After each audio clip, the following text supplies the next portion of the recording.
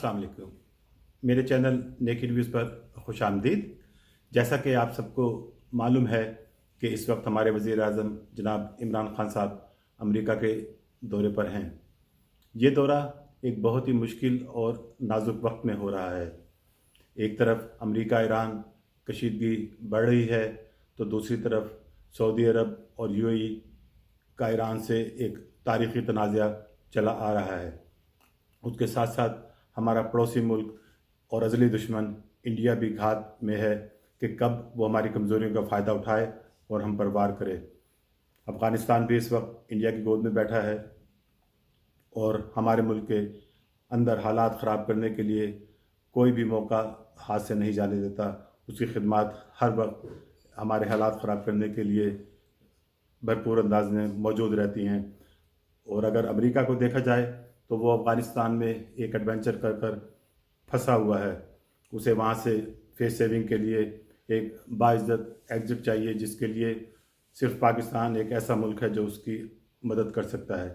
लेकिन मसला ये है कि अमेरिका जैसे मुल्क मदद भी हुक्म देने के अंदाज में मांगते हैं, लेकिन शायद इस वक्त वो कंफ्यूज हैं, क्योंकि इस वक्त हमारे वज़ीर आज़म एक मुख्तलिफ़ इंसान हैं और उनको इसके साथ साथ हमारे अवाम और तमाम इदारों की भरपूर तायद और हिमायत हासिल है।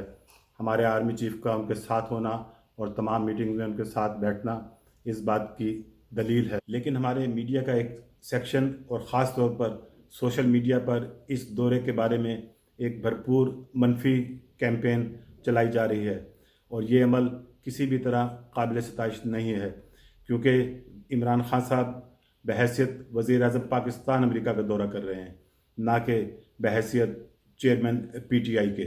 तो हम सबको इस वक्त उनकी भरपूर हिमायत और तायद करनी चाहिए।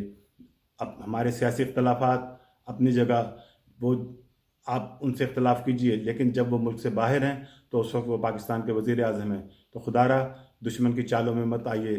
दुश्मन वो एजेंडा जो अजीत देवल और कुलभूषण यादव जैसे जासूस भेजकर हमारे मुल्क में दहशतगर्दियाँ करवा कर हमारे अंदर तफरीक पैदा करके हमें बिखेर कर पूरा करने की कोशिशों में लगा रहता है।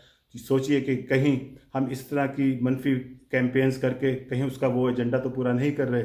मैं किसी की मुल्क से वफादारी के ऊपर बिल्कुल शक नहीं कर रहा, लेकिन कई बार ऐसा होता है कि हम बिलवास्ता तौर पर उन ही मनफी एजेंडास के पीछे लग जाते हैं, जो कि दर हकीकत वो मकरू और घिनौनी साजिशें जो हमारा दुश्मन पीछे बैठ कर रहा होता है, हम उसको कामयाब करने में किसी तरह ना किसी तरह उसका एक हिस्सा बन जाते हैं। तो खुदा अपने मुल्क के लिए, अपने बका के लिए, अपनी आइंदा आने वाली नस्लों के लिए ऐसे काम मत कीजिए जिससे हमारे मुल्क का किसी भी तरह नुकसान हो।